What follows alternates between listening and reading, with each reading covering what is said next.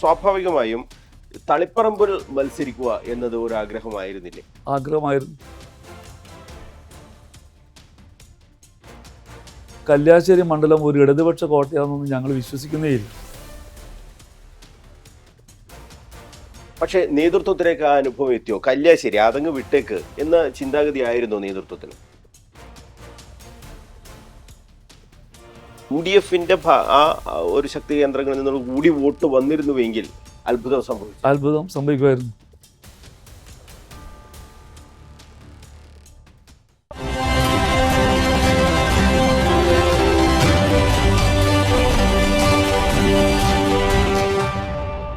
Kannur vision BMH question അവറിൽ ഈ ആഴ്ച നമ്മളോടൊപ്പം അതിഥിയായി ചേരുന്നത് DCC ജനറൽ സെക്രട്ടറി കൂടിയായ രാജീവൻ കപ്പച്ചേരിയാണ്. എല്ലാ പ്രേക്ഷകർക്കും ക്വസ്റ്റ്യൻ അവറിലേക്ക് ഹൃദ്യമായ സ്വാഗതം അഡ്വക്കേറ്റ് രാജീവൻ കപ്പച്ചേരി. ഇപ്പോൾ ആ പോരാട്ടത്തിലേക്ക് രാജീവൻ കപ്പച്ചേരി എന്ന പല പേരുകളും കേട്ടിരുന്നു. കല്യാശ്ശേരിയിൽ തന്നെ പല പേരുകളും കോൺഗ്രസിൽ കേട്ടു. ഒടുവിൽ പ്രഖ്യാപിക്കുമ്പോൾ അത് അഡ്വക്കേറ്റ് രാജീവൻ കപ്പച്ചേരി എന്ന പേരിലേക്ക് വന്നു.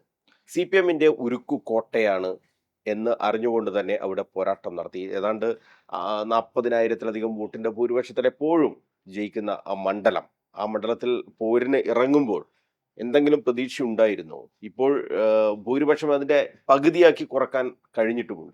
പകുതി താഴെ പോയി. പ്രതീക്ഷ പൂർണ്ണമായിട്ടുണ്ടായിരുന്നു. കാരണം ഞാൻ കടന്നു വന്ന ജീവിത യാഥാർത്ഥ്യങ്ങൾ കോൺഗ്രസിൻ്റെ കോട്ടയിൽ നിന്നൊന്നും ജയിച്ചു പ്രവർത്തിക്കുന്ന ഒരാളല്ല. എന്നെ സംബന്ധിച്ചിടത്തോളം, എൻ്റെ പിതാവിനെ സംബന്ധിച്ചിടത്തോളം, അത് പിതാവിലെത്താതിരിക്കാൻ പറ്റില്ല. ഞങ്ങൾ CPMൻ്റെ വാർഡുകളൊക്കെ പിടിച്ചെടുക്കലെന്ന് പറയുന്നില്ല, അവിടെ സംഘടനാ പ്രവർത്തനം നടത്തി അവിടെ ജയിച്ചു വരുന്ന ആൾക്കാരാണ്. അതുകൊണ്ട് തന്നെ കല്യാശ്ശേരി മണ്ഡലം ഒരു ഇടതുപക്ഷ കോട്ടയാണെന്നൊന്നും ഞങ്ങൾ വിശ്വസിക്കുന്നേയില്ല. ജനം ഞങ്ങളെ പഠിക്കുകയും ജനങ്ങളുടെ നമ്മൾ ആശയങ്ങൾ വിശദീകരിക്കുകയും ചെയ്യുമ്പോൾ അവർ നമുക്ക് വോട്ട് ചെയ്യും, നമ്മൾ ജയിപ്പിക്കുമെന്ന് ഉറപ്പാണ്. കാരണം ഞാൻ പഞ്ചായത്ത് മെമ്പറായി ജയിച്ചാലും എൻ്റെ പിതാവൊക്കെ ജയിച്ച സ്ഥലങ്ങളിലൊന്നും കോൺഗ്രസ്സുകാരെ കാണിച്ചു തരാൻ പറ്റില്ല, പക്ഷെ ജയിക്കും. അപ്പോൾ ഇവിടെ പട്ടുവത്തിലെ പടിഞ്ഞാറച്ചാൽ വാർഡിൽ എണ്ണിയാൽ കോൺഗ്രസ്സുകാരെ കാണിച്ചു തരാൻ കഴിയില്ല, പക്ഷെ നമ്മളവിടെ ജയിക്കുന്നു. അതുപോലെ കല്യാശ്ശേരി നിയോജകമണ്ഡലം ജയിക്കാൻ പക്ഷേ ഒരുപാട് താങ്കൾക്ക് ജയിക്കും എന്നുള്ള ഒരു വിശ്വാസത്തോടുകൂടി ആ അനുഭവം ഉണ്ട്. പക്ഷേ നേതൃത്വത്തിലേക്ക് ആ അനുഭവം എത്തിയോ? കല്യാശ്ശേരി അതങ്ങ് വിട്ടേക്ക് എന്ന ചിന്താഗതി ആയിരുന്നോ നേതൃത്വത്തിന്? നേതൃത്വത്തിന് കല്യാശ്ശേരി വിജയിക്കാത്തൊരു മണ്ഡലമാണ്. C ക്ലാസ് മണ്ഡലം എന്ന പട്ടികയിലാണ് ഉൾപ്പെടുത്തുന്നത്. അതുകൊണ്ട് വിജയിക്കാത്തൊരു മണ്ഡലമാണ് കല്യാശ്ശേരി. അത് തന്നെ കൊണ്ട് തന്നെ ഒരാൾ പോലും, നേരത്തെ ധർമ്മട് സൂചിപ്പിച്ചതുപോലെ, ലീഡർഷിപ്പിൽ ആരും തന്നെ അവിടെ അവിടെ പൊതുപരിപാടികളിലോ ശ്രദ്ധിക്കാനോ കാര്യമായി ഒരു പൊതുയോഗങ്ങൾ പോലും സംഘടിപ്പിക്കാൻ കഴിയാത്തൊരു സാഹചര്യം അതാണ് ഉണ്ടായത്. അത് മാത്രമല്ല, അത്രമാത്രം ശ്രദ്ധിച്ചില്ല. അതായത് ഒന്നാം നിര നേതാക്കന്മാരും രണ്ടാം നിരയുടെ പകുതി നേതാക്കന്മാരും ഇവിടെ ഈ സഹകരണം കുറിച്ച് അത്ര പ്രവർത്തനം അവിടെ ഫലപ്രദമായില്ല. സംഘടനാ സംവിധാനം ഒരു പരിധിവരെ അവിടെ ഫെയിലറായിരുന്നു. അപ്പോൾ അതിൻ്റെ ഒരു ബുദ്ധിമുട്ട് അവിടെ നേരിട്ടിരുന്നു എന്നതാണ് യാഥാർത്ഥ്യം. പിന്നെ CPM കേന്ദ്രങ്ങളൊക്കെ തന്നെ നല്ല രീതിയിലെ വോട്ട്, അതായത് 44,393 വോട്ടിൽ നിന്ന് 18,431 വോട്ടിലേക്ക് കുറക്കാൻ പറ്റി. ഈ കുറക്കാൻ പറ്റുമ്പോഴും നമ്മുടെ പ്രധാനപ്പെട്ട കോട്ടയായ മാടായി, മാട്ടൂൽ എന്ന പ്രദേശങ്ങളിൽ ഈ 22,000 വോട്ടോളം 2 പഞ്ചായത്തുകൾ ഭൂരിപക്ഷം ലഭിക്കുമെന്ന് നമ്മുടെ UDFൻ്റെ വിലയിരുത്തൽ പോലും കണ്ടെത്തുന്നു. പക്ഷേ അവിടെ 14,000 വോട്ടുകളെ വന്നുള്ളൂ. ഒരു 7,000-8,000 വോട്ട് ഇനിയും ലഭിക്കാൻ സാധ്യതയുള്ളതാണ്. ഇതൊക്കെ മുസ്ലിം ലീഗിന്റെ ഒക്കെ ഏറ്റവും പ്രധാനപ്പെട്ട ശക്തി കേന്ദ്രം കൂടിയല്ലേ? ശക്തി കേന്ദ്രമാണെങ്കിലും ഞാൻ നേരത്തെ പറഞ്ഞതുപോലെ ലീഡർഷിപ്പിൽ സംഘടനാ സംവിധാനത്തിൻ്റെ ഫെയിലർ കൊണ്ടുകൂടി ചിലത് സംഭവിച്ചു എന്നത് യാഥാർത്ഥ്യം. അതോടൊപ്പം തന്നെ ഈ കല്യാശ്ശേരി നിയോജക മണ്ഡലത്തിലെ 14 ബൂത്തുകളിൽ ഏജന്റുമാർ ഇരുന്നില്ല. കുറേ ബൂത്തുകളിൽ പ്രതിരോധം ഇല്ലാത്ത രീതിയിലായിരുന്നു പെർഫോമൻസ് ഉണ്ടായിരുന്നത്. അത് മാറ്റും. അതോടൊപ്പം തന്നെ നമ്മുടെ ഭാഗത്തുള്ള വീഴ്ചയോടൊപ്പം തന്നെ CPM കൃത്യമായി അതിൽ മുതലെടുക്കുകയും ചെയ്തു. അവർ പരമ്പരാഗതമായ കള്ളവോട്ട് ചെയ്യുന്ന രീതിയിൽ 111 ബൂത്തുകളിൽ അവർ 75 മുതൽ 150 വരെ വോട്ടുകൾ, അത് നാട്ടിലില്ലാത്തവരുടെ വോട്ടുകൾ, ആൾമാറാട്ട വോട്ടുകൾ, അതുപോലെ കമ്പാനിയൻ വോട്ടുകൾ, ഇത് കൃത്യമായി 75 മുതൽ 150 വരെ വോട്ട് അവരെല്ലാ 111 വോട്ട് ചെയ്തിട്ടുണ്ട്. അങ്ങനെ കണക്കൂട്ടുമ്പോൾ തന്നെ 10,565 വോട്ട് മുതൽ 19,000 ചില്ലറ വോട്ട്, 650ഓളം വോട്ടുകൾ സംശയത്തിൻ്റെ നിഴലിലാണെന്ന് പറഞ്ഞുകൊണ്ട് ഞാൻ ഇലക്ഷൻ കമ്മീഷന് പരാതി കൊടുത്തായിരുന്നു. അത് ചില ബൂത്തുകളിൽ ഇവർ ഇവിടെ ചെറുകുന്ന് പഞ്ചായത്തിലെ ഇവിടെ പഴങ്ങോട്ടത്തെ പ്രദേശമുണ്ട്. അവിടെ ഒരു സ്കൂൾ, അവിടുത്തെ ഒരു സ്ഥാപനത്തിലെ ആ ഇലക്ഷൻ നടത്തിയ ഒരു സംസ്കാര നിലയത്തിലാണ്. ആ സംസ്കാര നിലയത്തിൽ അവിടെ ഞാൻ ഒരു സ്ഥാനാർത്ഥി എന്ന് അവിടെ പോകുമ്പോൾ അവിടെ കലാപരിപാടി നടക്കുന്ന പോലെയുള്ള അവസ്ഥയാണ്. അവിടെ ഏജൻറ്റും ഇല്ല, ഒന്നുമില്ല. അവർ തോന്നിയ പോലെ വോട്ട് ചെയ്യുന്നു. അതായത് ഒരു കൺട്രോളും ഇല്ലാത്ത രീതിയിലാണ് കുന്നനങ്ങാട് പോളിംഗ് സ്റ്റേഷനിൽ ഒരു CPMലെ ഒരു സാംസ്കാരിക കേന്ദ്രത്തിലാണ് പോളിംഗ് ബൂത്ത് പോലും നടക്കുന്നത്. അപ്പോൾ ഇതുപോലെ ചുരുക്കി പറഞ്ഞാൽ കല്യാശ്ശേരി നിയോജക മണ്ഡലത്തിൽ നമ്മൾ പ്രവർത്തിച്ചാൽ അവിടെ നടന്നത് ഈ വോട്ട് നില ഒരു 19,000 സംതിങ് വോട്ടുകൾ ഇവർ ഈ രീതിയിൽ ചെയ്തിട്ടുണ്ട്. അതുകൊണ്ട് കൂടി വിജയമാണ്. അത് നമ്മുടെ ഭാഗത്ത് സംഘടനാ സംവിധാനം ഫെയിലറുമായി അപ്പുറത്ത് ഈ കാര്യങ്ങൾ ചെയ്യുകയും ചെയ്തു. അല്ലെങ്കിൽ ഞാൻ തയ്യാറാക്കിയ കണക്ക് പ്രകാരം 5000 സംതിങ് വോട്ടുകൾ 5660 വോട്ടോളം നമ്മൾ ലീഡറിന് ജയിക്കാൻ സാധിക്കുമെന്നൊരു കണക്ക് ഞങ്ങൾ തയ്യാറാക്കി അവതരിപ്പിച്ചു. തെറ്റിച്ചത് ഈ മാട്ടൂൽ മാടായി ഒന്ന് അവിടെയാണ്. അതുപോലെ തന്നെ ഈ കൃത്യമായി ഈ രീതിയിലുള്ള ബൂത്തിലിരിക്കാത്തതുമായി ബന്ധപ്പെട്ട് സംഘടനാ സംവിധാനത്തിൽ ഫെയിലർ, ഈ രണ്ടും കൂടി വന്നപ്പോൾ അത് ഫെയിലറായി വന്നു. ഒപ്പം ഈ സംസ്ഥാന നേതാക്കളൊക്കെ തന്നെ ഒന്ന് ശ്രദ്ധിക്കും കൂടി ചെയ്തിരുന്നെങ്കിൽ വിജയിക്കുന്ന കാര്യം സംശയമില്ല. കാരണം ഇടതുപക്ഷ കേന്ദ്രങ്ങളൊക്കെ നമുക്ക് വോട്ട് ചെയ്യാൻ സന്നദ്ധമായി വോട്ട് ചെയ്തു. പക്ഷെ നമ്മുടെ ഭാഗത്ത് പല സ്ഥലങ്ങളിൽ സംഘടനാ സംവിധാനം പല സ്ഥലത്തും അഭ്യർത്ഥന എത്തിക്കാൻ പോലും സാധിച്ചില്ല എന്നതാണ്. സംഘടനാ സംവിധാനം ഫെയിലറായി. അഭ്യർത്ഥന പോലും എത്തിക്കാൻ സാധിക്കാത്ത അവിടെ വന്ന നിരീക്ഷകർ ഉൾപ്പെടെ പറഞ്ഞു ഒരു ഭവനത്തിൽ 3 തവണ കയറണമെന്നൊക്കെ പറഞ്ഞായിരുന്നു. പക്ഷെ ഒരു തവണ പോലും കയറാൻ പറ്റാത്ത പല സ്ഥലങ്ങളുണ്ടായിരുന്നു. അത് റിയാലിറ്റി. സ്ഥാനാർത്ഥി പ്രഖ്യാപിച്ചിട്ട് തെരഞ്ഞെടുപ്പ് പ്രചരണത്തിന് തന്നെ ആകെ 10 ദിവസം കിട്ടിയൊരു ഇലക്ഷൻ നോമിനേഷൻ തെരഞ്ഞെടുപ്പ് പ്രഖ്യാപിച്ചതിന് ശേഷമാണ് സ്ഥാനാർത്ഥിയെ പ്രഖ്യാപിച്ചത്. 19-ാം തീയതി രാത്രി പ്രഖ്യാപിച്ച പിറ്റേ ദിവസം പെരുന്നാളും മറ്റു കാര്യങ്ങളൊക്കെ ആയി അവധി ദിനങ്ങളാണ്. അവസാനം നോമിനേഷൻ കൊടുക്കുന്ന 23-ാം തീയതി ലാസ്റ്റ് ഡേറ്റിൻ്റെ 3 മണിക്കാണ് ടൈമെങ്കിൽ ലാസ്റ്റ് സമയമെങ്കിൽ ഞങ്ങൾ നോമിനേഷൻ കൊടുക്കുന്നത് 12 മണിക്കാണ്. അത് കഴിഞ്ഞ് സ്ക്രൂട്ടിനി കഴിഞ്ഞു, സ്ഥാനാർത്ഥി പിന്നെ കമ്മിറ്റി എടുത്തു, എല്ലാം 28-ാം തീയതി കഴിഞ്ഞു. 28-ാം തീയതി വരെ എത്തി. ഏകദേശം സംഘടനാ പ്രവർത്തനം സെറ്റായി വരാൻ വേണ്ടി. പിന്നീട് ഉള്ളത് 9-ാം തീയതി ഇലക്ഷൻ, 7-ാം തീയതി തെരഞ്ഞെടുപ്പ് പ്രചരണം കഴിയും. 7-ഉം ബാക്കിയുള്ള 28-ൻ്റെ ബാക്കി 10 ദിവസം 11 ദിവസമാണ് കിട്ടിയത്. 184 ബൂത്തിൽ 184 ബൂത്ത് സംഘടനാ പ്രവർത്തനം നടത്തണമെങ്കിൽ ഒരുപാട് ബുദ്ധിമുട്ടാണല്ലോ. ഒരു ബൂത്തിൽ ഒരാൾ പ്രവർത്തിക്കണമെങ്കിൽ തന്നെ 4 തവണ കയറണം. ഒരു വീട്ടിൽ 300 മുതൽ 350 വരെ ഒരു ബൂത്തിൽ ഭവനങ്ങളുണ്ടാവും. ഈ 350 വീട്ടിൽ ഭവനം കയറണമെങ്കിൽ രാവിലെ 9 മണിക്ക് ഒരു പ്രവർത്തകൻ കയറണമെങ്കിൽ 9 മണി മുതൽ ഒരു 1:30 വരെ കയറി. അങ്ങനെ ആ ടൈപ്പിൽ 4 തവണ കയറിയാൽ ഒരു റൗണ്ട് പൂർത്തിയാവും. ഒരു റൗണ്ട്. മിക്കവാറും പ്രവർത്തകർ 4 ദിവസം എടുക്കും. 4 ദിവസം എടുത്താലും ഈ 11 ദിവസം കൊണ്ട് അഭ്യർത്ഥനയും ഇതൊക്കെ കൊടുക്കാനൊന്നും സാധ്യമല്ല. ഒരു തവണ മാത്രമേ എല്ലാവർക്കും എത്തിപ്പെടാൻ കഴിയൂ. പ്രഖ്യാപനം വൈകിയത് ഒന്നാമത്തെ അത് സംഘടനാപരമായി ഞാൻ നേരത്തെ പറഞ്ഞതിന് സംഘടനാപരമായ പരിമിതികൾ, സംഘടനാപരമായ ചില വീഴ്ചകൾ ഉണ്ട്. അത് നമ്മൾ ജനാധിപത്യത്തിൽ അംഗീകരിക്കുന്ന ചർച്ചകളൊക്കെ മാസങ്ങൾക്ക് മുമ്പ് തന്നെ തുടങ്ങിയതുമാണ്. എന്നിട്ടും ഈ ഇലക്ഷൻ പ്രഖ്യാപിക്കുന്നതിന് 10 ദിവസം മുന്നേ സ്ഥാനാർത്ഥി പ്രഖ്യാപനം വന്നുള്ളൂ എന്ന് പറയുന്നത് ഒരു സംഘടനാപരമായ ജനാധിപത്യ പ്രസ്ഥാനമായതുകൊണ്ട് ഒട്ടനവധി ചർച്ചകളും കാര്യങ്ങളിലും മറ്റേ കേഡർ പാർട്ടികൾ നടക്കില്ല. എങ്കിലും അവിടെ ചില ബുദ്ധിമുട്ടുകൾ ഉണ്ടായി എന്നത്. അവിടെ സ്ഥാനാർത്ഥിത്വത്തിലേക്ക് പരിഗണിച്ച മറ്റ് ആളുകളുടെ ഒക്കെ അവരൊക്കെ പിന്നീട് പിന്തുണക്കുന്ന സ്ഥിതി ഉണ്ടായിരുന്നു. പരിഗണിച്ച സ്ഥാനാർത്ഥികൾ എന്ന് പറഞ്ഞാൽ പാർട്ടി പ്രഖ്യാപിക്കുന്നവരെ എല്ലാം സ്ഥാനാർത്ഥി പ്രഖ്യാപിച്ച ശേഷം സ്ഥാനാർത്ഥിയാകും. അതിനു മുമ്പേ ചില ആൾക്കാർക്ക് ഞാൻ സ്ഥാനാർത്ഥിയാണ് എന്ന് പറഞ്ഞ് സ്വയം പ്രഖ്യാപിതമായി പോകുന്നു. ഞങ്ങളൊന്നും ആരോട് പറഞ്ഞതേ ഇല്ല. സ്ഥാനാർത്ഥി ഇത് ആവശ്യപ്പെട്ടു, ചോദിച്ചു, അല്ല സംസാരിച്ചു ഒക്കെ, അല്ലാതെ നമ്മളെവിടെയും പോയി നമ്മൾ സ്ഥാനാർത്ഥിയാണെന്ന് പറഞ്ഞു. ചില ആൾക്കാരൊക്കെ ഞാൻ സ്ഥാനാർത്ഥിയാണെന്നൊക്കെ പറഞ്ഞുകൊണ്ട് നേരത്തെ ചില പ്രഖ്യാപനങ്ങൾ നടത്തിയത് കൺഫ്യൂഷൻ ഇടയായത്. അതൊക്കെ ചില പാരകളായി വന്നു എന്ന് അതൊക്കെ ഉണ്ടായി. അത് കുറേ ആൾക്കാരൊക്കെ നമ്മുടെ സംഘടനാ സംവിധാനത്തിൽ പ്രവർത്തനം നേരത്തെ പറഞ്ഞില്ല. സംഘടനാ സംവിധാനത്തിലെ വീഴ്ചകൾ വരുന്നത് നിങ്ങൾ ആ ഫ്രെയിമിനകത്ത് പലതും ചിന്തിക്കാം, അത്രേ പറയാനുള്ളൂ.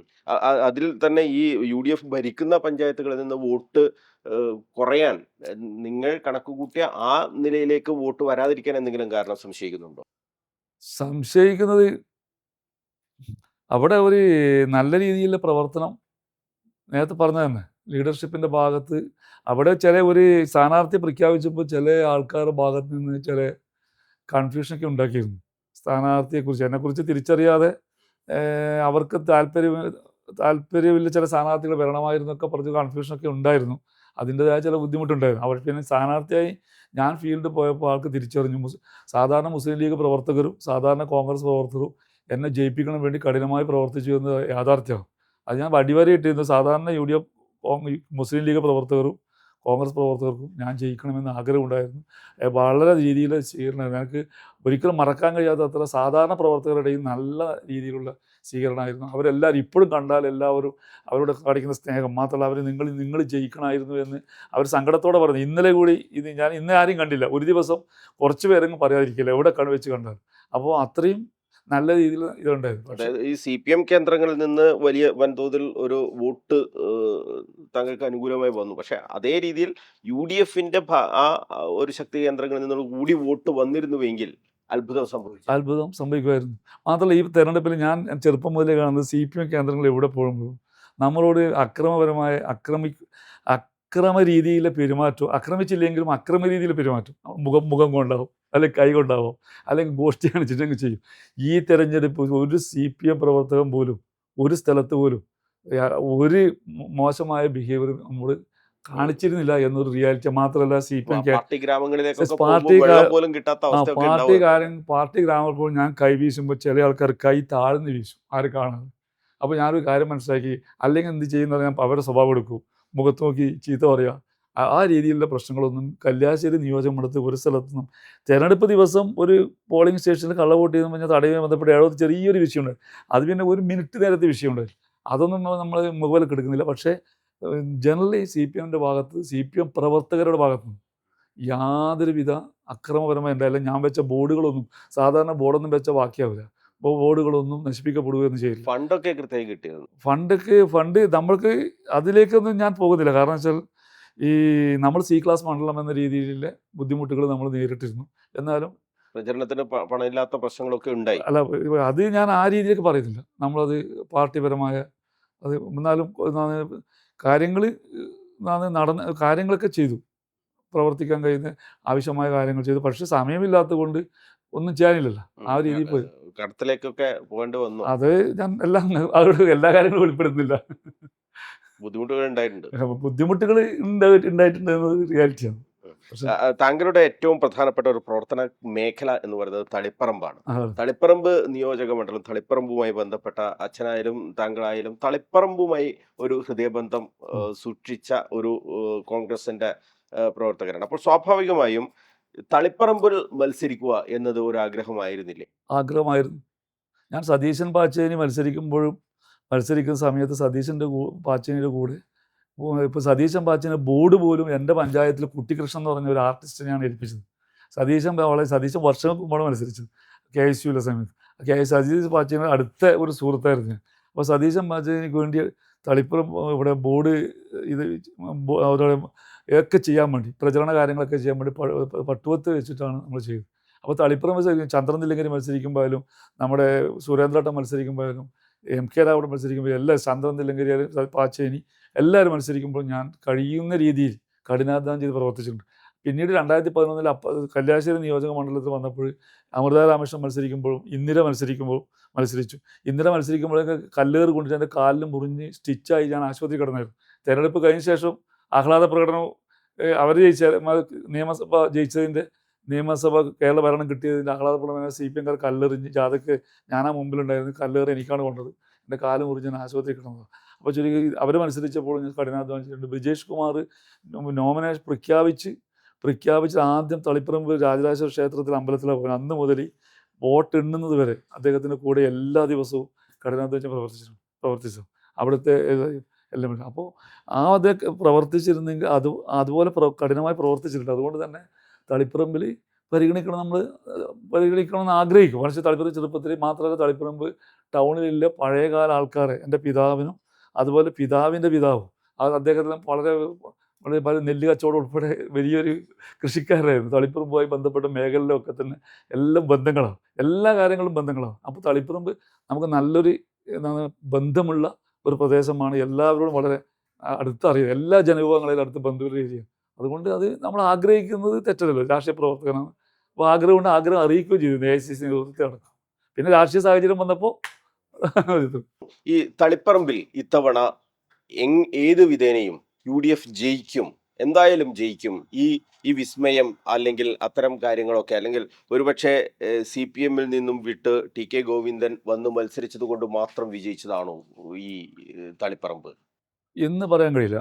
കാരണം ഈ തവണ UDF ജയിക്കാൻ സാഹചര്യം ഉണ്ടായിരുന്നു. മാത്രമല്ല എതിർ സ്ഥാനാർത്ഥി അത് CPMൻ്റെ സ്ഥാനാർത്ഥി സംബന്ധിച്ചിടത്തോളം ഒട്ടനവധി ആ പാർട്ടിക്കകത്ത് തന്നെ വിഷയങ്ങൾ ഉള്ളത് കൊണ്ട് കൂടി UDFൻ്റെ സ്ഥാനാർത്ഥിക്ക് സാഹചര്യം ഉണ്ടായിരുന്നു. പിന്നെ പാർട്ടി സ്റ്റേറ്റ് അടിസ്ഥാനത്തിൽ UDF എടുത്ത ചില കാര്യങ്ങളുണ്ട്, വിസ്മയങ്ങൾ ഉൾപ്പെടെ ചില കാര്യങ്ങൾ. അപ്പോൾ അത്തരം നയപരമായ ചില കാര്യങ്ങൾ തീരുമാനത്തിന്റെ ഭാഗമായിട്ടാണ് തളിപ്പുരം മത്സരിച്ചത്. എന്തായാലും ഇത്തവണ UDF അവിടെ ജയിക്കും എന്ന് ഉറപ്പായിരുന്നു. ജയിപ്പ് ഉറപ്പായിരുന്നു. പയ്യന്നൂർ അങ്ങനെയല്ല. പയ്യന്നൂർ കുഞ്ഞികൃഷ്ണൻ എഫക്ട് ഉണ്ടായി. കുഞ്ഞികൃഷ്ണൻ്റെ എഫക്റ്റ് തന്നെയാണ്. തളിപ്പറമ്പിൽ പക്ഷേ രാഷ്ട്രീയമായി ഇത്തവണ UDFന് ജയിക്കാൻ കഴിയുന്ന എന്തായാലും ഒരു സാഹചര്യം ജയിക്കാൻ പറ്റുന്ന സാഹചര്യം ഉണ്ടായി. പക്ഷേ ഗോവിന്ദൻ മാഷായത് കുറച്ചുകൂടി എളുപ്പമായി. ഗോവിന്ദൻ മാഷായതുകൊണ്ട് കുറച്ചും കൂടി എളുപ്പമായി. ആ പാർട്ടി തന്നെ വന്ന ഒരാളായിരുന്നു. അത് ഒരുപക്ഷെ ഇപ്പോൾ CPMന്റെ ഭാഗമായി നിന്ന് അതിന്റെ ജില്ലാ സെക്രട്ടേറിയറ്റ് അംഗമായ TK ഗോവിന്ദൻ അവിടെ വിജയിക്കുന്നു. അതിന് പകരം UDF സ്ഥാനാർത്ഥി തന്നെ അവിടെ മത്സരിച്ച്, കോൺഗ്രസിന്റെ ഒരു സ്ഥാനാർത്ഥി തന്നെ അവിടെ മത്സരിച്ച് വിജയിച്ചിരുന്നുവെങ്കിൽ ഒരുപക്ഷെ ഇന്നത്തെ ഈ അവസ്ഥയേക്കാൾ വലിയ ഒരു നേട്ടം UDFനുണ്ടാക്കാൻ കഴിയുമായിരുന്നില്ല. ഇപ്പോൾ CPMന്റെ ഒരു കമ്മ്യൂണിസ്റ്റുകാരൻ അവരുടെ സംവിധാനത്തിനെതിരെ പറഞ്ഞ് പുറത്തു വന്ന് മത്സരിച്ചു വിജയിച്ചു എന്നതിനപ്പുറം UDFന്റെ കോൺഗ്രസിന്റെ ഒരു സ്ഥാനാർത്ഥി കൈപ്പത്തി ചിഹ്നത്തിൽ ആ മണ്ഡലത്തിൽ മത്സരിച്ചിരുന്നുവെങ്കിൽ, വിജയിച്ചിരുന്നുവെങ്കിൽ കാലാകാലത്ത് നിങ്ങൾക്ക് അതൊരു മുതൽക്കൂട്ടാകുമായിരുന്നില്ലേ? അത് ആ രീതിയിലല്ല. കേരള രാഷ്ട്രീയത്തിൽ മൊത്തത്തിലെടുത്ത് പാർട്ടി എടുത്ത ചില നയപരമായ ചില തീരുമാനങ്ങളുണ്ട്. അതിപ്പം G സുധാകരൻ്റെ വിഷയത്തിലായാലും, അത് TK ഗോവിന്ദൻ മാഷായാലും, അതുപോലെ പയ്യന്നൂരെ വിഷയത്തിലായാലും, പയ്യന്നൂർ മണ്ഡലത്തെ വിഷയത്തിലായാലും മൊത്തത്തിലെടുത്ത തീരുമാനമുണ്ട്. ആ തീരുമാനത്തിൻ്റെ ഭാഗമായി UDF അധികാരത്തിൽ വരാൻ ചില നീക്കുപോക്കുകൾ ആവശ്യമാണ്. അപ്പോൾ അതുകൊണ്ട് തന്നെ പാർട്ടിക്ക് UDF അധികാരത്തിൽ വരാൻ ചെയ്ത പ്രവർത്തനങ്ങളുടെ ഭാഗമായി ചെയ്ത ഒരു നയപരമായ തീരുമാനം. അതുകൊണ്ട് അതിനെ നമ്മൾ മറ്റൊരർത്ഥത്തിലേക്ക് സംസാരിക്കാൻ ബുദ്ധിമുട്ടാണ്. കാരണം വെച്ചാൽ അത് നേരെ ചിന്തിക്കുമ്പോൾ അങ്ങ് തോന്നാം, എങ്ങനെ കോൺഗ്രസ് ആണ് നല്ലത്, UDF നല്ലത്. പക്ഷേ നിങ്ങൾക്ക് ഇനി അങ്ങോട്ട് കാലാകാലങ്ങളിൽ സ്വതന്ത്രം ഇപ്പോഴും അവിടെ ഒരു UDFന്റെ കോൺഗ്രസിന്റെ സ്ഥാനാർത്ഥി ജയിച്ചു എന്ന് നമുക്ക് ഇപ്പോഴും പറയാൻ കഴിയില്ലല്ലോ.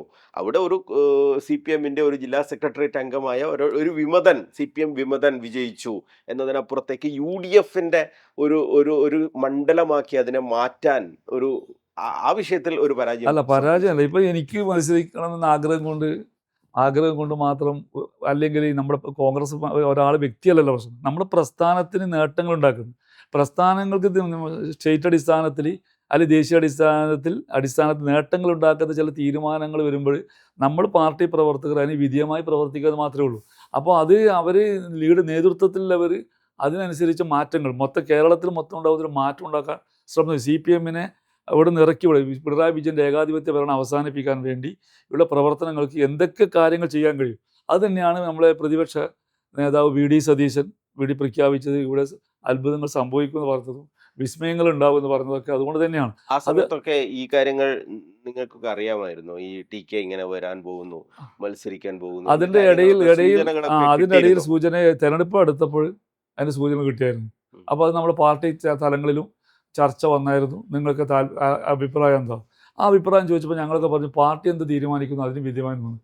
പാർട്ടി ഇപ്പൊ ആര് ഇവിടെ UDF അധികാരത്തിൽ വന്നേ ആ ഘട്ടത്തിൽ TK മത്സരിപ്പിക്കാൻ പോകുന്നു എന്ന വിഷയം വന്നപ്പോൾ യൂത്ത് കോൺഗ്രസ് ഒക്കെ പരസ്യമായി അവിടെ നമ്മുടെ കൊയ്യമൊക്കെ വലിയ രീതിയിലുള്ള പ്രതിഷേധം ഉയർത്തിയ സാഹചര്യം കൂടി ഉണ്ടായിരുന്നു. UDF കോൺഗ്രസിന്റെ സ്ഥാനാർത്ഥി മത്സരിച്ചാൽ തന്നെ വിജയിക്കും, പിന്നെ എന്തിനാണ് പുറത്തുനിന്ന് ഒരാൾ വരുന്നത് എന്ന ചോദ്യം പ്രാദേശികമായി അവിടുത്തെ യൂത്ത് കോൺഗ്രസിന്റെ ജില്ലാ നേതൃത്വം അടക്കം അത്തരത്തിലുള്ള ഒരു പ്രതിഷേധം ഉയർത്തിയതുമാണ്. അത് നമ്മൾ ശരിയായ ഒരു നിരീക്ഷണം തന്നെയല്ലേ അത്? അല്ല, ശരിയാ. അത് ഒരു മണ്ഡലത്തെ കേന്ദ്രീകരിച്ചിട്ടും ഒരു ജില്ലയെ കേന്ദ്രീകരിച്ചിട്ടും നമ്മൾ ചിന്തിക്കുമ്പോൾ അത് ശരിയായിരിക്കാം. പക്ഷേ ഒരു സ്റ്റേറ്റിനെ അടിസ്ഥാനപ്പെടുത്തി ഒരു സ്റ്റേറ്റിൻ്റെ ഭരണം പിടിക്കാൻ വേണ്ടി അല്ലെങ്കിൽ ജയിക്കാൻ വേണ്ടി ചെയ്യുന്ന നീക്കുപോക്കുകൾ മൊത്തമാണ്. അപ്പോൾ ചില സ്ഥലത്ത് നമ്മൾ സാക്രിഫൈസ് ചെയ്യേണ്ടി വരും. ആ സാക്രിഫൈസ് ചെയ്യുന്നതിന് നമ്മൾ പാർട്ടി പ്രവർത്തനം നമ്മൾ അതിന് വിധേയമായി അതിനനുസരിച്ച് പ്രവർത്തിക്കുന്നത് മാത്രമേ ഉള്ളൂ. അതിന്റെ ഭാഗമായി ചെയ്ത ഒരു അടുത്ത തവണ ഉറപ്പായും അത് കോൺഗ്രസിന്റെ കൈകളിൽ. അത് ആ സമയത്തുള്ള തീരുമാനം. എപ്പോഴും സ്വാതന്ത്ര്യം കൊടുക്കാനൊന്നും തീരുമാനമൊന്നുമില്ലല്ലോ. അത് ഈ തവണത്തെ തെരഞ്ഞെടുപ്പിന്റെ സ്ട്രാറ്റജിയുടെ ഭാഗമായി ചെയ്തു. അത് ഇനി തുടർന്നും അങ്ങനെ വേണമെന്നില്ലല്ലോ. അത് പിന്നെ ആ സമയത്ത് എന്തായാലും ഈ തളിപ്പറമ്പ് ഇത്തവണ വലിയ രീതിയിൽ വോട്ടും UDF കൂടുതൽ അവിടെ ചേർത്തു. എന്തായാലും തളിപ്പറമ്പിൽ ഒരു അടിയൊഴുക്കിന് സാധ്യതയുണ്ട് എന്ന കണക്കുകൂട്ടൽ TK ഗോവിന്ദനും ഉണ്ടായിരുന്നു എന്ന് തന്നെയാണ് നമുക്ക് ആ അനുമാനിക്കേണ്ടത്. അപ്പോൾ ആ രീതിയിലുള്ള ഒരു ചാട്ടം അവിടെ ഉണ്ടായിട്ടുണ്ടോ? അവിടെ ഇവിടെ നമ്മുടെ കൊയ്യൻ ജനാർദ്ദനടക്കം മത്സരിക്കാൻ താല്പര്യം പ്രകടിപ്പിച്ച് മുന്നോട്ട് വരാൻ കാരണം ഈ നീക്കുപോക്കുകൾ അടിത്തട്ടിൽ നടക്കുന്ന ചില കാര്യങ്ങൾ ബോധ്യത്തിൻ്റെ അടിസ്ഥാനത്തിലാണ് അവരൊക്കെ മത്സരിക്കണമെന്ന് സാധ്യതയുണ്ടെന്ന് പറയാൻ കാരണം. അത് ഈ റിയാലിറ്റി. കൊയ്യത്തെ CPM ഇറക്കിയതാണോ? പിന്നീട് അദ്ദേഹത്തിൻ്റെ ഭാഗമായി മാറുന്ന അവസ്ഥ വന്നുപോയി. അത് വെച്ചാൽ അദ്ദേഹം ആദ്യം തുടക്കം കുറിച്ചത് അദ്ദേഹം മത്സരിക്കണം ആഗ്രഹത്തിൽ വന്നതാണ്. അത് കിട്ടാതെ അപ്പോൾ നിരാശ, സ്വതന്ത്രമായി മത്സരിക്കാൻ തയ്യാറായി. പിന്നീട് അദ്ദേഹം അത് പിന്മാറേണ്ടതാണ്. അദ്ദേഹം പിന്നെ പാർട്ടി പറയുന്നതനുസരിച്ച് പിന്മാറിയിരുന്നെങ്കിൽ അന്നേ അദ്ദേഹം ഭരണം കിട്ടിയ ഒരു പദവിയും ലഭിക്കുന്നതാണ്. പക്ഷെ അദ്ദേഹം അത് തയ്യാറായി. അദ്ദേഹം ഇത്രയും പരിചയസമ്പന്നനായ വർഷങ്ങളിലെ ഒരു രാഷ്ട്രീയക്കാരനായിട്ട് പോലും എവിടെയോ അദ്ദേഹത്തിന് പാളിച്ചു പറ്റി. അത് വെച്ച് ഈ ഇപ്പോൾ ഭരണം തുടങ്ങി ഏതാണ്ട് 3 മാസം പിന്നിട്ടു. 3 മാസം ഈ 102 സീറ്റിന്റെ ഭൂരിപക്ഷത്തിലാണ് VD സതീശൻ സർക്കാർ ഭരിക്കുന്നത്. ഈ 3 മാസത്തെ ഭരണം ഒറ്റ നോട്ടത്തിൽ നമ്മൾ വിലയിരുത്തുമ്പോൾ വിവാദങ്ങളുടെ വലിയ രീതിയിലുള്ള വിവാദങ്ങളിൽ അകപ്പെട്ടു പോയി. നിങ്ങളുടെയൊക്കെ ഒരു പ്രതീക്ഷ അസ്തമിച്ചു പോയോ? ഒരിക്കലും അസ്തമിച്ചിട്ടില്ല. പ്രതീക്ഷ ഓരോ ദിവസം ഇങ്ങനെ വർദ്ധിക്കുകയാണ്. അത് ഈ ഒരു പുതിയ ഇവിടെ കേരളത്തിലെ സാമ്പത്തിക സ്ഥിതി ഉൾപ്പെടെ എല്ലാ മേഖലയും തകർന്നിരിക്കുക. നിങ്ങൾക്കറിയാം ലഹരി ഇപ്പം ഓപ്പറേഷൻ തൂഫാൻ നിങ്ങൾക്ക് കാണാം. എവിടെയും ലഹരി പിടിക്കുക. അധ്യാപകന്മാർ ലഹരിയുടെ പേരിൽ അധ്യാപകന്മാരൊക്കെ പിടിക്കപ്പെടുക. അതുപോലെ ഇവിടെ കുത്തഴിഞ്ഞ ഡിസോർഡറായ ഒരു ഭരണ സംവിധാനമാണ് ഇവിടെ റിയാലിറ്റിയാണ്. എല്ലാ മേഖലയും പ്രത്യേകിച്ച് സാമ്പത്തിക മേഖല. അപ്പോൾ ഇതൊക്കെ പഠിച്ച് ശരിയായി വരേണ്ടെങ്കിൽ ഒരു 3 മാസത്തെ സമയമെങ്കിലും നമ്മൾ കൊടുക്കാതെ VD സതീശൻ പോയി ഭക്ഷണം കഴിക്കുന്നതിൻ്റെ ഏതോ 3-4 കറി അധികമായി പോയതിൻ്റെ പേരിൽ സാധാരണ നമ്മളെ ഇങ്ങോട്ടൊക്കെ വന്ന് നമ്മളൊരു VIP വരുമ്പോൾ കറിയെ കുറച്ച് അധികം ഉണ്ടാക്കില്ല. ഏതായാലും ഇപ്പം നമ്മളൊരു വിരുന്നിന് വിളിച്ചാൽ തന്നെ വീട്ടിൽ പോകുമ്പോൾ അവർ കുറേ കറി കുറച്ച് കൂട്ടി വെക്കും. അതൊക്കെ ഫോട്ടോ എടുത്തിട്ട് വരും. അതൊക്കെയാണ് വിവാദം ഇവിടെ. വേറെ ഒന്നുമില്ല. VD സതീശൻ വന്നതിന് ശേഷം അദ്ദേഹം നികുതി പിരിവ് ഉൾപ്പെടെ സാമ്പത്തിക സമാഹരണത്തിന് വേണ്ടിയുള്ള പ്രവർത്തനം നടക്കുന്നത്. അത് നിങ്ങൾ വില്ലേജ് ഓഫീസിൽ അന്വേഷിച്ചാൽ അത് മനസ്സിലാവും. വില്ലേജ് ഓഫീസുകളിൽ പോലും പഴയകാല കുടിശ്ശിക മുഴുവൻ പിരിച്ചെടുക്കാൻ വേണ്ടി എല്ലാവർക്കും നോട്ടീസ് വന്നിരിക്കുകയാണ്. അത് ഇലക്ട്രിസിറ്റി ആയും വാട്ടർ അതോറിറ്റി ബില്ലായാലും ഉൾപ്പെടെ എന്തൊക്കെ റിക്കവറി നടപടികൾ പെൻഡിങ്ങായി കിടക്കുന്നുണ്ടോ എല്ലാം പിരിച്ചെടുത്തുകൊണ്ട് ഈ ധനസ്ഥിതി വർദ്ധിപ്പിച്ചുകൊണ്ട് ഭരിക്കാൻ പോകും. 3 മാസം വരെ അവസരം കൊടുക്കേണ്ടി. ഇത് എല്ലാ ദിവസവും സോഷ്യൽ മീഡിയയിൽ ഇതിനൊരു കൂലിക്കാരെ വെച്ചിട്ട് VD സതീശനെതിരെ ശക്തമായി നെഗറ്റീവ് വാർത്തകൾ കൊടുക്കുക. അതിനായി കുറേ ആൾക്കാർ ഇത് ഒരു സമയപരിധിയില്ലേ ഒരാൾക്ക് ഇതൊക്കെ ഇപ്പോൾ ഒരു മന്ത്രി ഓഫീസിൽ വന്നാൽ മൊത്തം സ്റ്റാഫിനെ നിയമിക്കുന്നു. ഈ സ്റ്റാഫിനെ നിയമിച്ചു കഴിഞ്ഞാൽ ആ സ്റ്റാഫ് ഇവിടെ വരുന്ന ലക്ഷക്കണക്കിന് അപേക്ഷ കുന്നുകൂടുന്നു. ഈ കാര്യങ്ങളിൽ ഓരോ ഡിപ്പാർട്ട്മെൻറ്റിൽ എത്തിക്കേണ്ട വിഷയമില്ല. ഇതൊക്കെ ഒരു സെറ്റായി വരണമെങ്കിൽ തന്നെ ഒരു 1-2-3 മാസം കഴിയും. എങ്കിൽ മാത്രമേ ഇതൊരു ആ ഒരു രീതിയിലേക്ക് റെഗുലറായി വരൂ. ആ സമയം പോലും കൊടുക്കാതെയാണ് VD സതീശനെ വിമർശിക്കുന്നത് എന്നതാണ് യാഥാർത്ഥ്യം. നല്ല പ്രതീക്ഷയുണ്ട്. പ്രതീക്ഷ മാത്രമല്ല, ഇതുവരെ കാണാത്ത ഒരു ഭരണം ഇവിടെ കാഴ്ചവെക്കും എന്ന കാര്യം തർക്കമില്ല. മാത്രമല്ല, നമ്മുടെ കഴിഞ്ഞ തവണത്തെ തെരഞ്ഞെടുപ്പിലായാലും AICCയുടെ ജനറൽ സെക്രട്ടറി KC വേണുഗോപാൽ ഉൾപ്പെടെ കേരളത്തിൽ നിറഞ്ഞു നിന്നുകൊണ്ട് എല്ലാ മേഖലയിലും ഈ ഭരണം തിരിച്ചു പിടിക്കാൻ വേണ്ടി കഠിനാധ്വാനം ചെയ്തതാണ്. അതുകൊണ്ട് ഈ ഭരണം നിലനിർത്തി നല്ല രീതിയിൽ പ്രവർത്തിച്ച് മുന്നോട്ട് പോകുന്ന കാര്യം യാഥാർത്ഥ്യം. മുഖ്യമന്ത്രി ചർച്ചയൊക്കെ ഉണ്ടായ ഘട്ടത്തിൽ KC വേണുഗോപാൽ അദ്ദേഹം ഒരു കോൺഗ്രസ്സുകാരനേ അല്ല എന്നുള്ള രീതിയിലുള്ള പ്രചരണമൊക്കെ നടത്തി BJPയുടെ ഏജന്റ് എന്നുവരെ കോൺഗ്രസിന്റെ UDFന്റെ ഹാൻഡിലുകളിൽ നിന്ന് വന്നു. അതൊക്കെ ശരിക്കും ഒരു കോൺഗ്രസ്സുകാരൻ അംഗീകരിക്കാൻ കഴിയുന്നതാണോ? KC വേണുഗോപാലിനെ കുറിച്ച് അത്തരം മോശം പരാമർശം നടത്തുന്നവരെന്താ കോൺഗ്രസിൻ്റെയോ UDFിൻ്റെ ഭാഗത്ത് ചെയ്ത് ഒരിക്കലും അംഗീകരിക്കാൻ സാധ്യമല്ല. അത് ഒരു പരിധിവരെ കോൺഗ്രസിൻ്റെ പ്രൊഫൈൽ വെച്ചുകൊണ്ട് ഇന്ദിരാഗാന്ധിയുടെയും രാജീവ് ഗാന്ധിയുടെയും അല്ലെങ്കിൽ കോൺഗ്രസിൻ്റെ പ്രൊഫൈൽ വെച്ചുകൊണ്ട് വ്യാജ ഫേക്ക് ID ഉണ്ടാക്കിക്കൊണ്ട് ഒട്ടനവധി ആൾക്കാർ KC നമ്മളെ മുദ്രാവാക്യം വിളിക്കുകയാണ്. അത് ശരിയാണ്.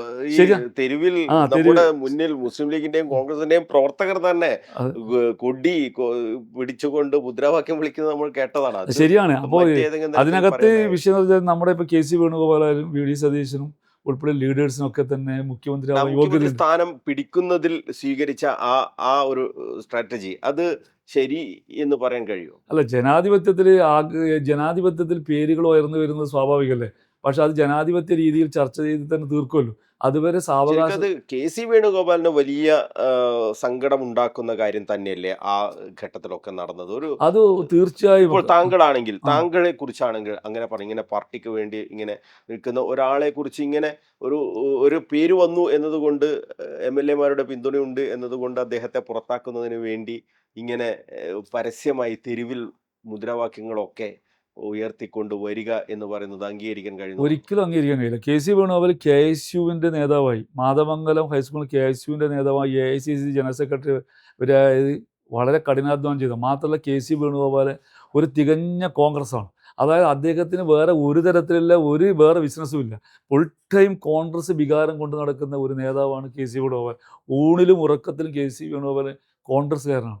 അദ്ദേഹത്തെ ആക്ഷേപിച്ചിരിക്കുന്നത് അത് 100% അംഗീകരിക്കാൻ സാധ്യമല്ല, ഒരിക്കലും സാധ്യമല്ല.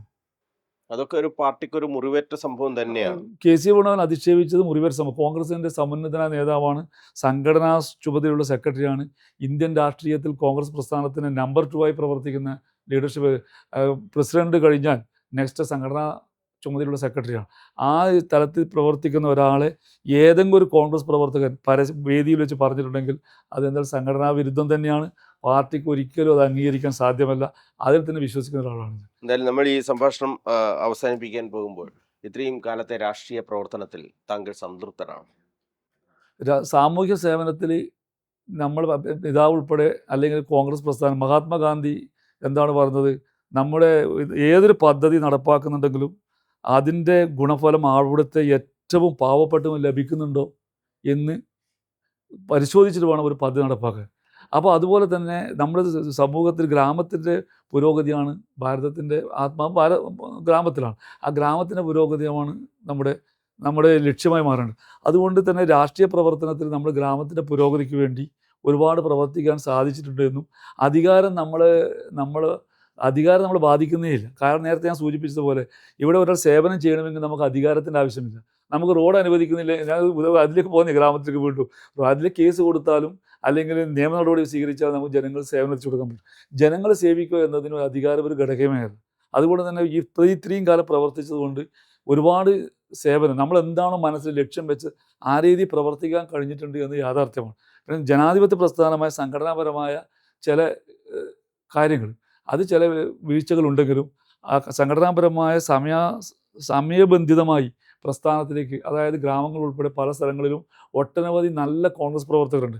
എനിക്കറിയാം കെ.എസ്.യുവിൻ്റെ കാലം മുതൽ ഞങ്ങളുടെ പ്രവർത്തിച്ച കോളേജ് ക്യാമ്പസുകളിൽ നല്ല ആകാശം പോലെ വിശാലമായ മനസ്ഥിതിയിലെ ഒരുപാട് പ്രവർത്തകർ, പലരും അതായത് വളരെ സന്നദ്ധ പ്രവർത്തനം നടത്താൻ തയ്യാറായവർ, ത്യാഗമനസ്ഥിതിയിൽ ഒട്ടനവധി ലീഡർഷിപ്പിൽ അവരെ വളർത്തിക്കൊണ്ടുവരാൻ കഴിയും.